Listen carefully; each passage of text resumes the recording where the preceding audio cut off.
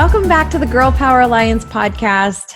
I don't know how to even express my feelings for my guest today on the podcast. I'm going to read her bio and then I'm going to tell you a little bit about her. She's a very long-time friend of mine, Catherine. This is Catherine Schiffer. She is not just a survivor, she is a thriver. When you hear her story, you're going to be so inspired.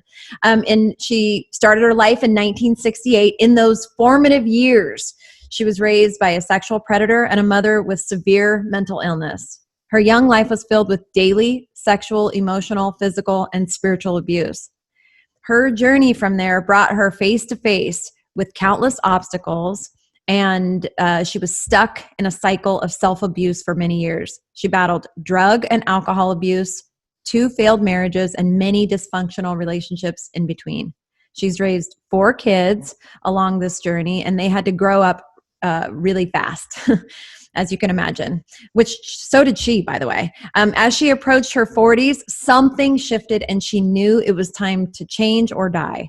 She surrendered her life to Jesus, and that's when her life took an entirely new and profound meaning. She walked through the doors of recovery and began the daunting journey of undoing all the wreckage of her life. And now at 51, if you're watching the YouTube channel, there's no way you're going to believe she's 51. She can say that she is free of substance abuse, bitterness, and free to love herself and others. She is a wildly successful business owner. She's a life coach, an award-winning athlete, a mentor to many, and she is the CEO of a nonprofit called One Voice, One Mission. Her commitment in this life is to now take the gifts she has been given and share them with others, supporting men and women to break free from the continual cycle of self-abuse that arise from a tormented childhood. She gives all the credit to her Lord and Savior, Jesus Christ, and she has a book coming out like any minute.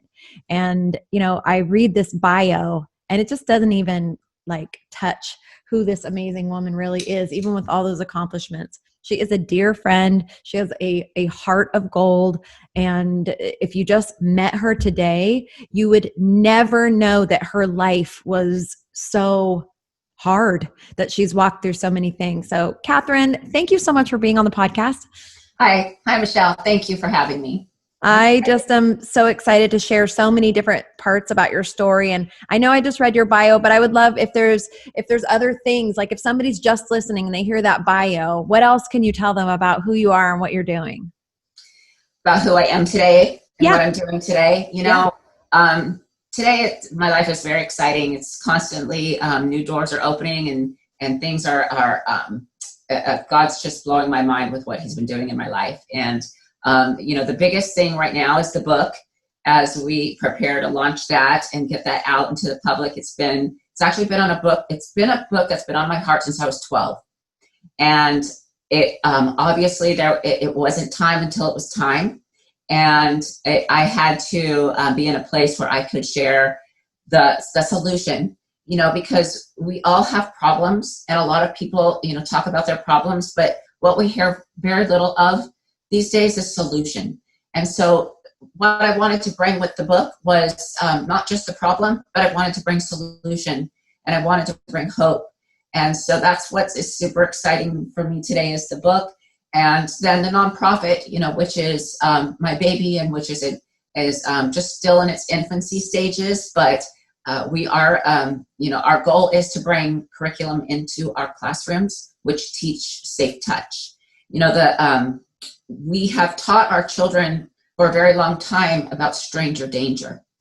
And it's unfortunate but true that it's most likely not going to be a stranger who is sexually abusing your child. It's more likely going to be someone they know and someone they have come to trust. So that is the shift that we're making with this whole conversation around keeping our children safe. Is how do you protect them without instilling fear, without making them afraid to walk through life, but giving them power to speak up when someone has come into their life that everybody loves, right? Because what my predator was, he was a deacon in a church. He was his family stood behind him. He was loved by the community. But, and here I was saying that he was this other person. And so how do we give our children the power to come against that when they're 8?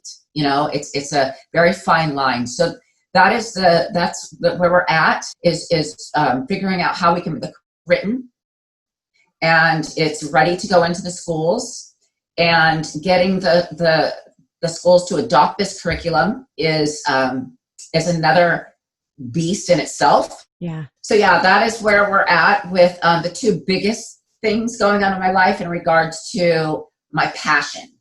And those are my passions is creating wellness in others, body, mind, and soul.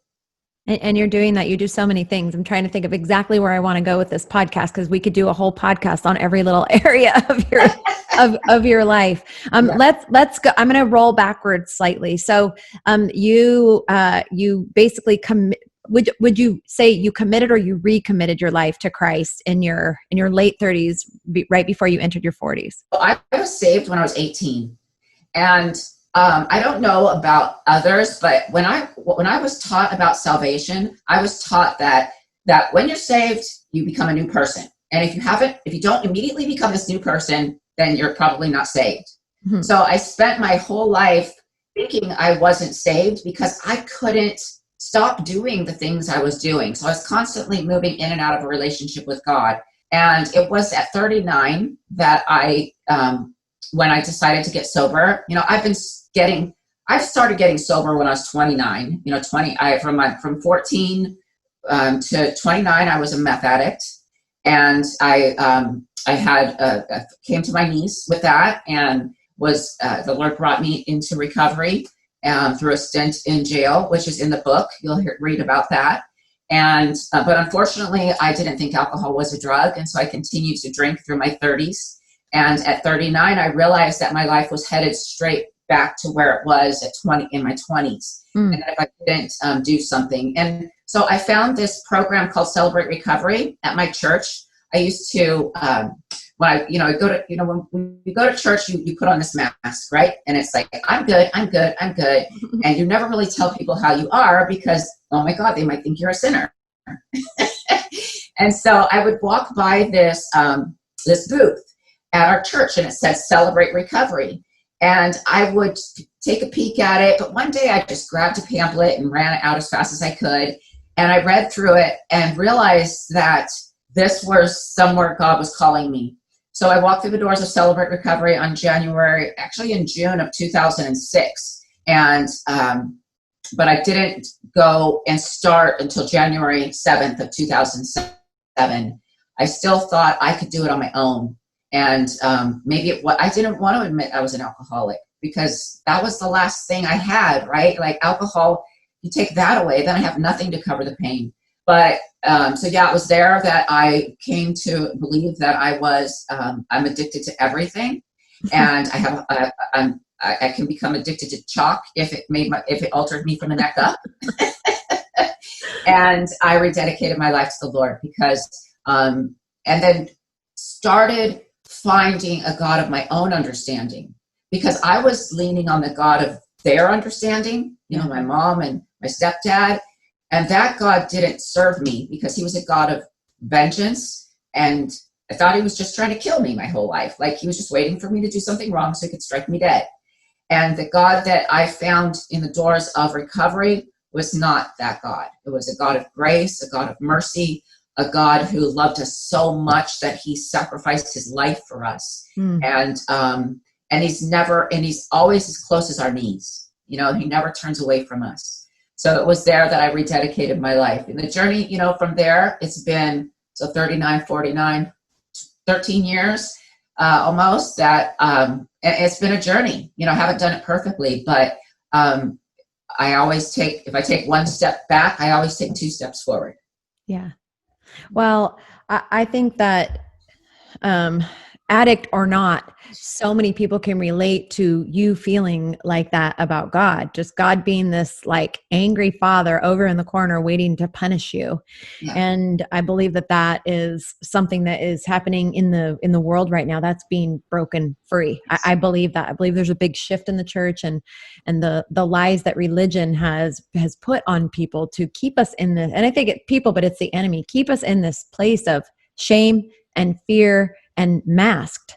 Yeah. That is what the enemy wants. And what our daddy, he loves us exactly the way they are. I just know this as a parent. My kids do stuff and it's not always great, and sometimes it makes me sad, sometimes it makes me mad, but I never go after them with vengeance. Right. I always want to just love them and help them to either heal or kind of fix the mess or whatever. And that's the perfect picture of how our Father loves us.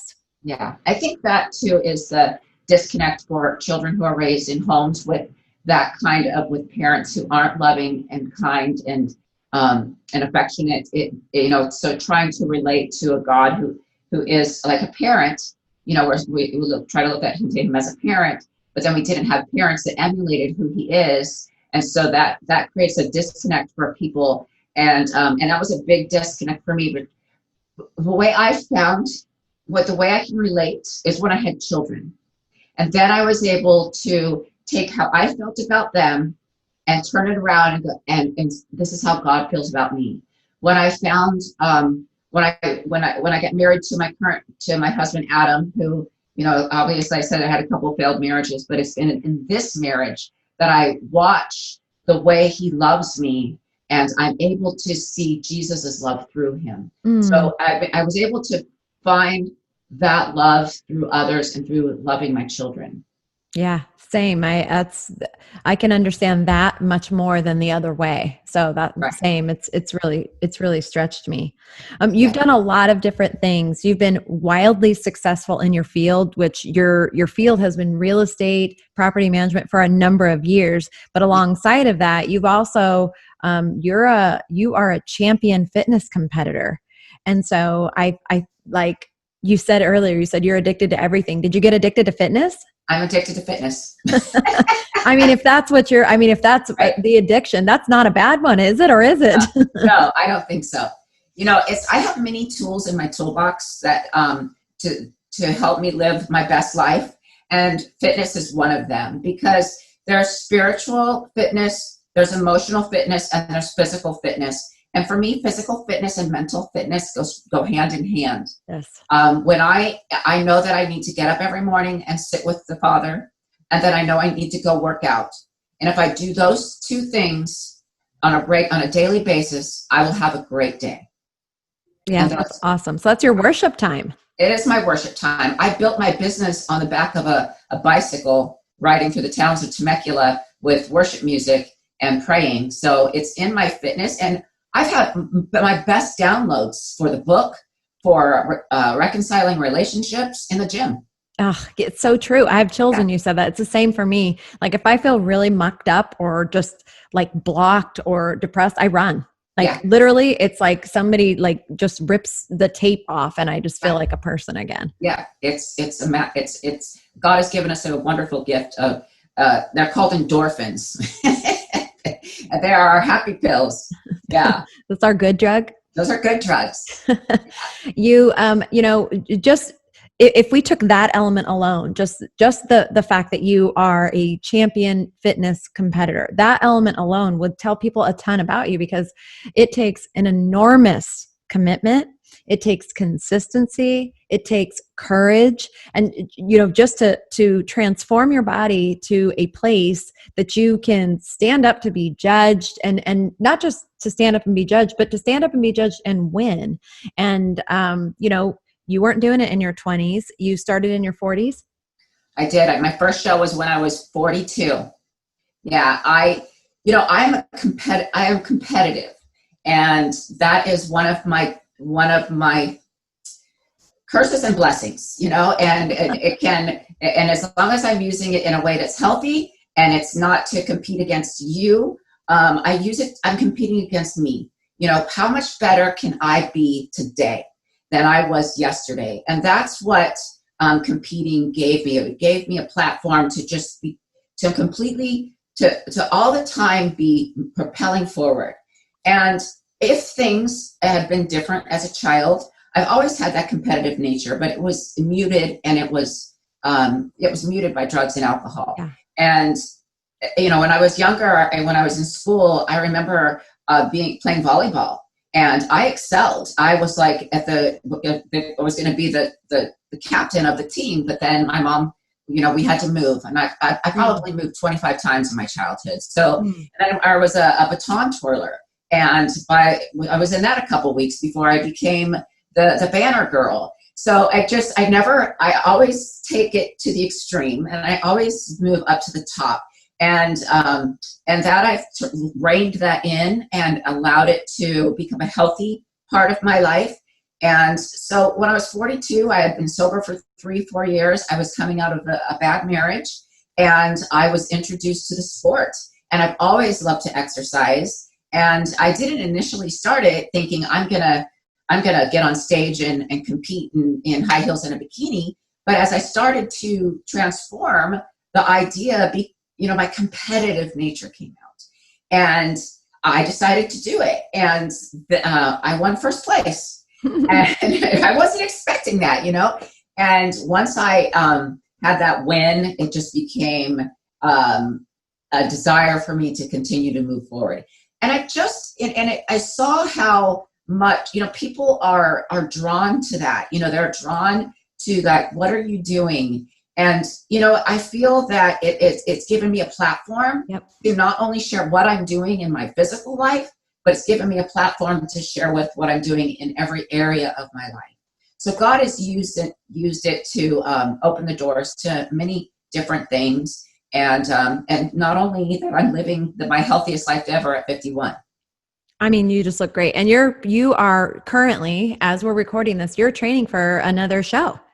Yes. So I have a show coming up June 27th and July 27th. So I'm looking at 2 shows. What? I didn't know that. Yeah. I figured I might as well just do them while I'm prepped. Well, as long as I'm allowed to be in a public place, I will be there. And hopefully they won't get rescheduled, because one already has. Oh gosh, I hope not. Well, for those of you that are looking, if you're watching the YouTube video, you can see how beautiful she is.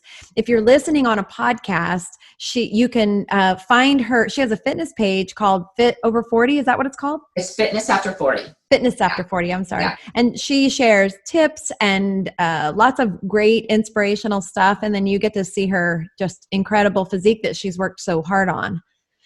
So that's one way you can. At the end, I'll have you tell everybody how they can find you everywhere. But in addition to that's a big component. We do a whole podcast on your fitness, but in addition to that, you've been extraordinarily successful and have had a property management business for how many years? So we've been in business since 2005.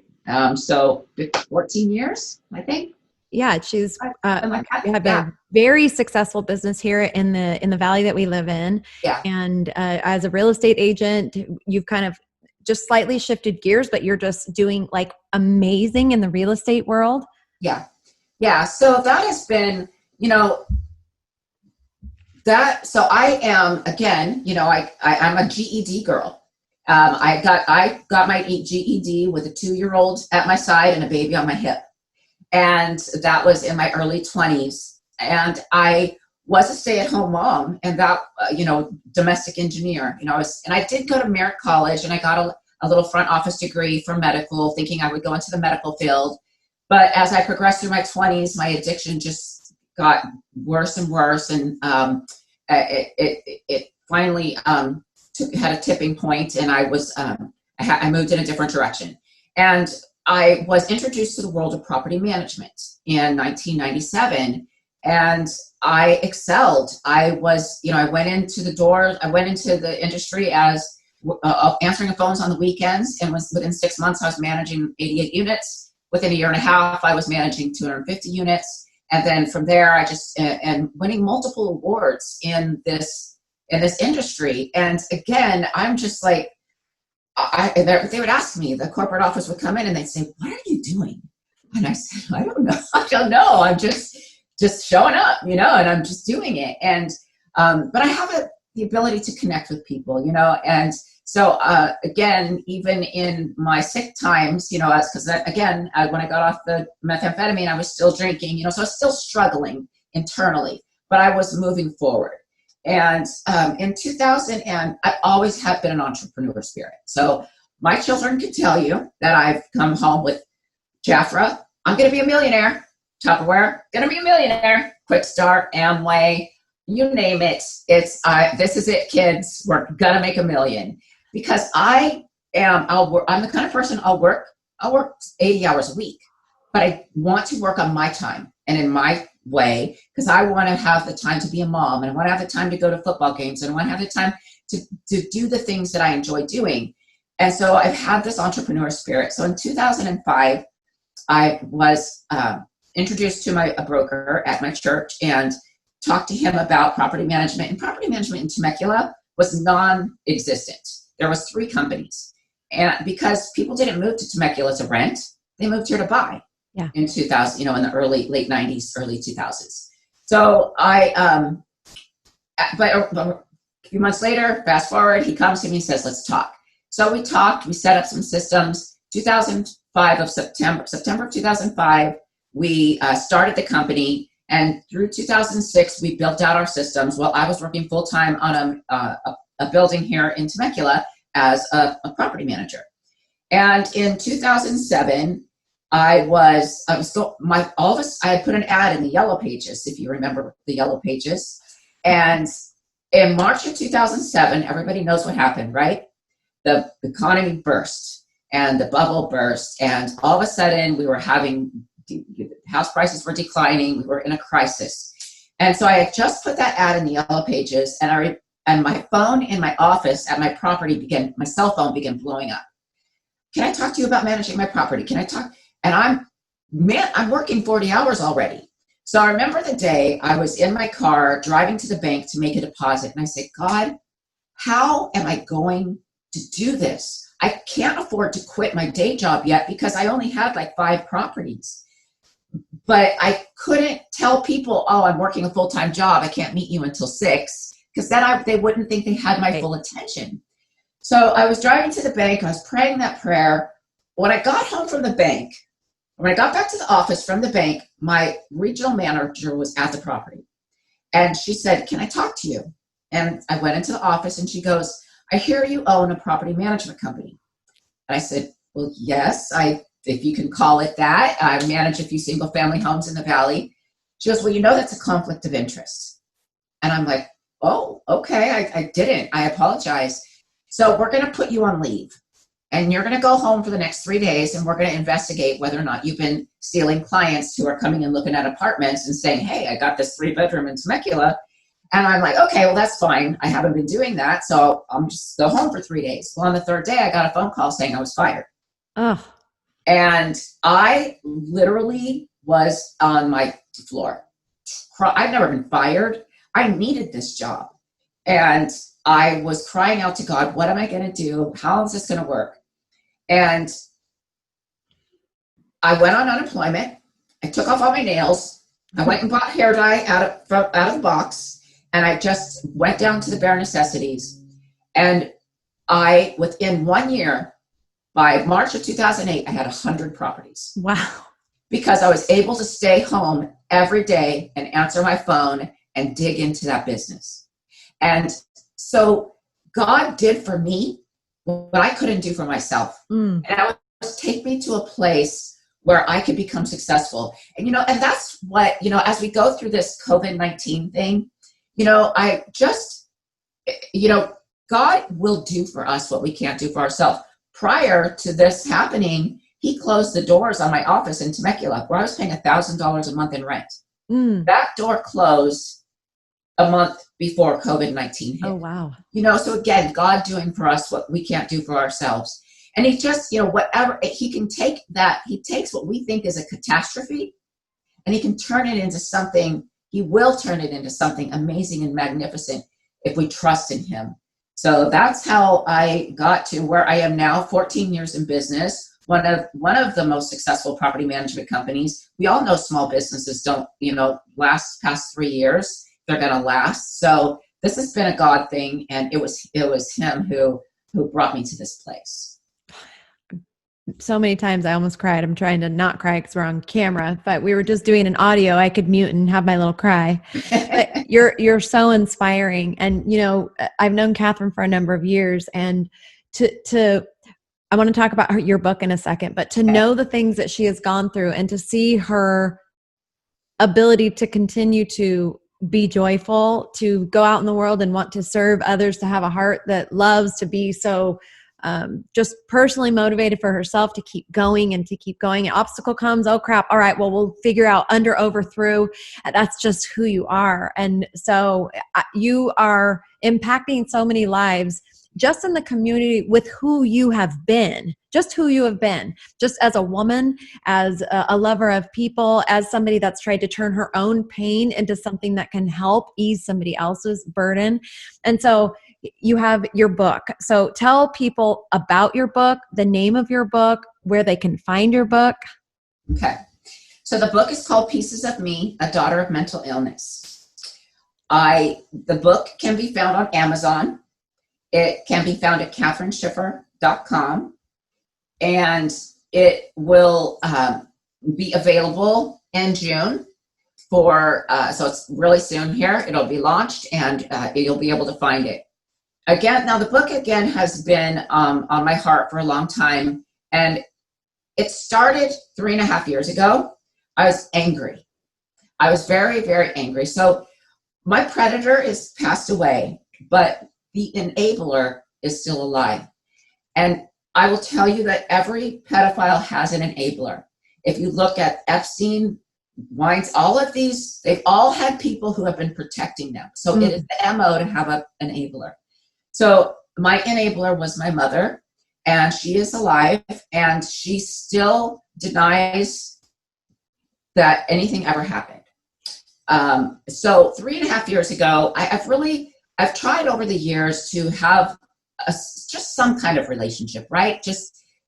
How can we make this work without it getting messy every single time? But unfortunately, it gets messy every single time. And I have to get to a place where it's safer for me and my family just to shut the door. Well, 3.5 years ago, the door got cracked open, and I was in a place where I was saying, okay, are you better? Can we maybe do something here?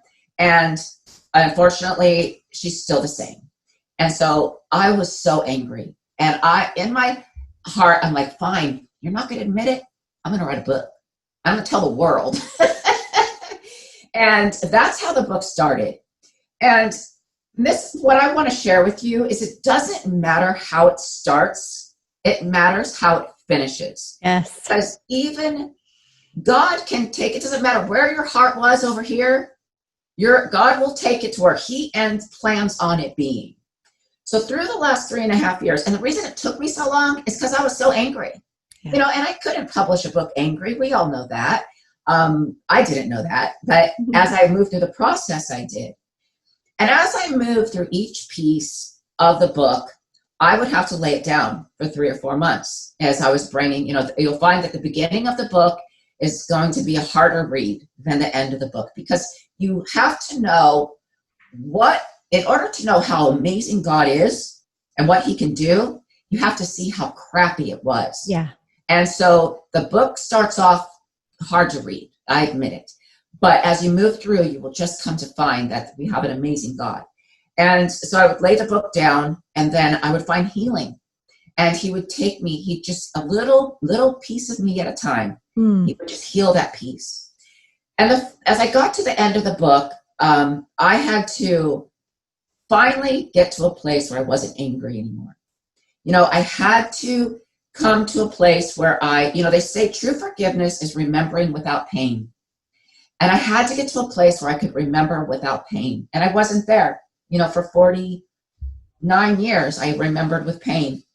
And so as I was working out in the gym, I've actually just recently read a book by Priscilla Schreier.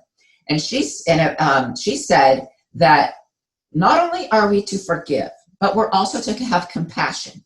Ooh. And I'm like, what? Now? Really?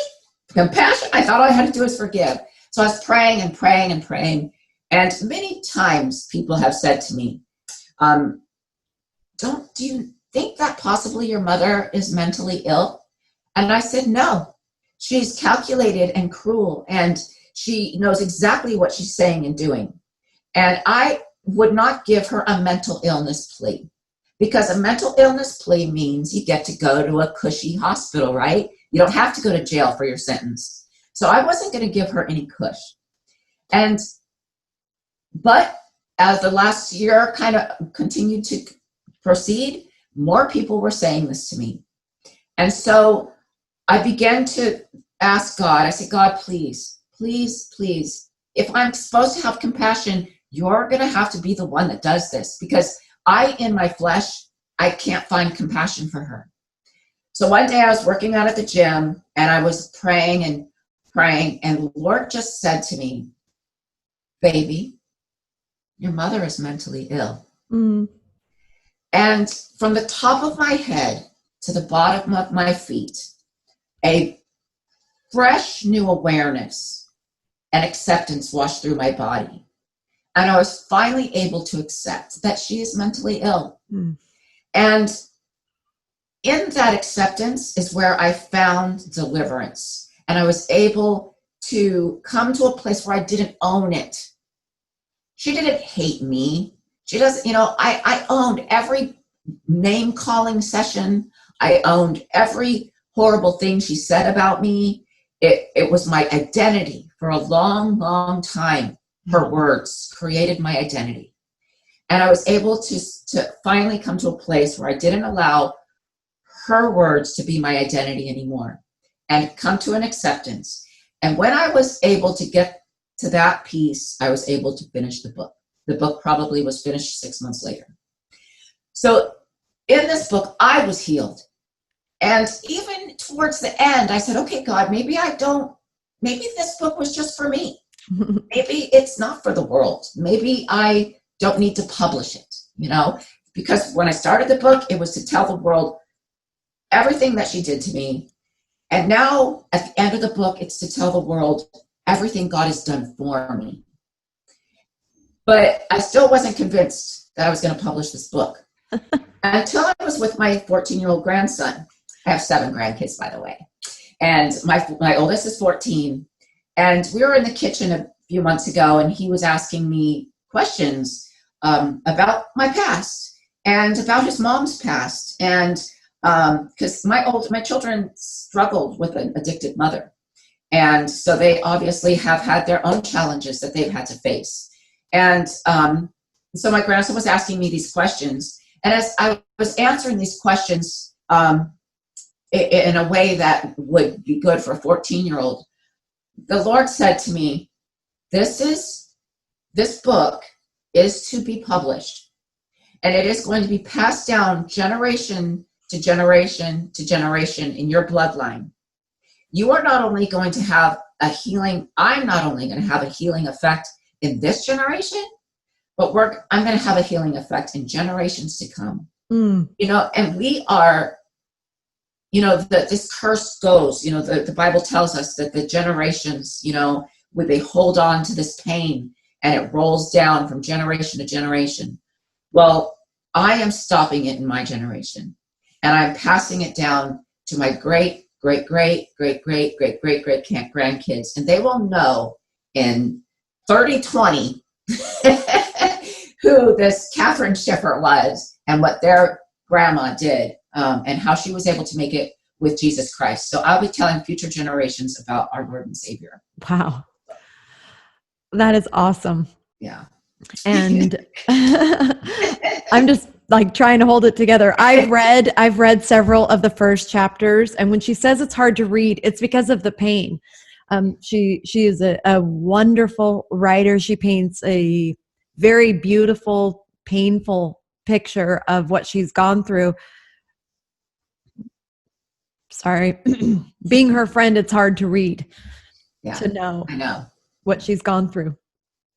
But to know what she's gone through and to know her today is such a testimony to the love and healing power of Jesus. And I know it's not just for your family. Yeah. It's for a lot of people. Yeah. I'm so excited. Me too. I know I don't sound excited or look excited. I'm so excited. I love you. I love your heart. I love you too. Will you tell people how they can find you? Tell them all the ways they can find you, whether it's social media or your website. Tell them all the things. How can they connect with you? Okay. So I am my website for my speaking platform. So this book is is my platform for speaking. So if you're interested in having me come speak at a women's retreat or at your church, at a women's Bible study, or any event, I would love to be honored to support you. You can find me at KatherineSchiffer.com. You can find me my fitness page at Fitness After 40 on Facebook. My nonprofit is onevoiceonemission.org, and you can find out about our mission with the curriculum and our sexual abuse awareness program. You can find me as a realtor on Catherine Schiffer is my Facebook, but DP Properties is my business page. I also have a website, dpprop.com.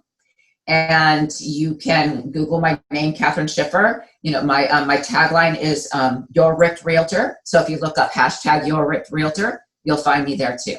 So I'm pretty easy to find in all facets.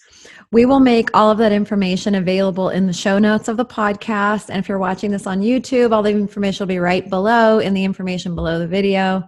And I think we're going to probably have to have you back on because we could talk forever about many, many different things.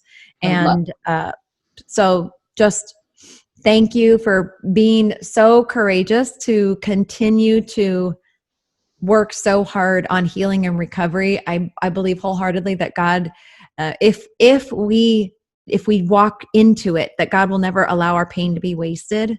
Yes. And, he will, exactly like you're doing, he will use our pain to propel us, to heal us. And that healing is something that we are, I think, called on to share with other people so that they can be healed too.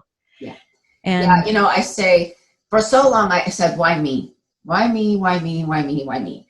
And, in the book, I talk about this too. What if our greatest pain, the thing that has held us back and kept us stuck for so long, was actually to become our message? Our purpose is found in the pain. And we hear that so often. But take the pain and create a message in it. And create, we are God's hands and feet. He doesn't come down to the earth. He doesn't walk here anymore. He resides in us. And then we become his hands and his feet. And who best to walk someone through a particular pain than someone who's experienced that pain? So don't let it keep you stuck in victimization. Let it bring you out and to create a whole new you and your purpose in it. Easier said than done, but so true. And if I can do it, anyone can do it. Well, I believe that. And, if you have the pleasure of connecting with her, you're going to fall in love with her immediately. She's just an amazing woman, friend, wife, mother, grandmother. Who would think you're a grandmother? You just are way too beautiful, sexy, and hot. I'm so grateful. Thank you for taking the time and being on this podcast. And I just can't wait to see what God's going to do now that the story is out. The book is like inches away from being out, and so many lives are going to be blessed. I can't wait to watch it. Yeah. Thank you, Michelle. Thank you for having me on, and thank you for what you're doing. I'm honored to be your friend, and I love you. I love you too. Thank you.